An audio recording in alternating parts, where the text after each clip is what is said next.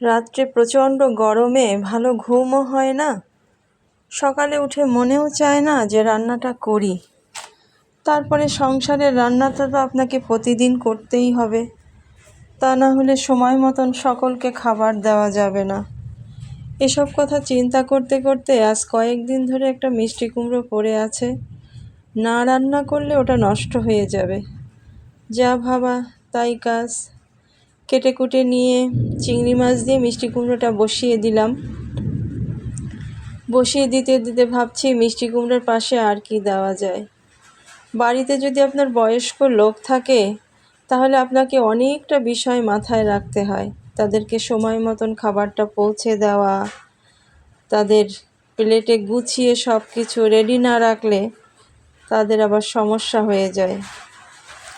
ভাতটাও রাইস কুকারে ভালো করে ধুয়ে নিলাম, নিয়ে পরিমাণ মতন পানি দিয়ে রাইস কুকারে বসিয়ে দেব। ভাতটা হওয়ার পরে আমি সবাইয়ের জন্য খাবার রেডি রাখবো এই ভাবছি, আর মনে করছি যে সংসার থেকে একটা দিন অন্তত ছুটি নেব।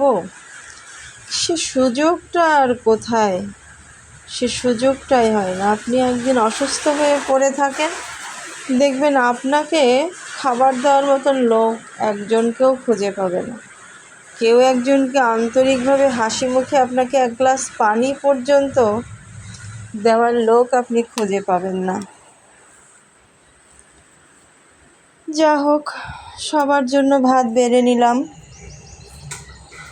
বেড়ে নিয়ে প্লেটে প্লেটে গুছিয়ে দিতে হবে। 8টার মধ্যে আমাকে খাবার রেডি করতে হয়, তা না হলে সব এলোমেলো হয়ে যায়।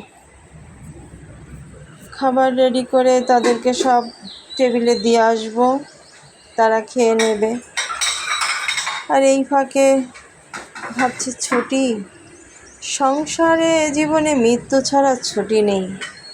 ছুটি একমাত্র তোমাকে চিরদিনের জন্য মৃত্যুর মাধ্যমেই ছুটি হবে। ওসব কথা ভাবতে ভাবতে ভাবছি, হায় ছুটি, ছুটি ছুটি ছুটি, সে তো মরীচিকা হায় আমারই কাছে। প্রত্যেকটা মেয়ের সকালবেলাটাই শুরু হয় একটা যুদ্ধক্ষেত্রের ভেতর দিয়ে, আর এই রণাঙ্গনের ক্ষেত্র পার করেই প্রতিটা দিন আমরা মেয়েরা এগিয়ে যাই।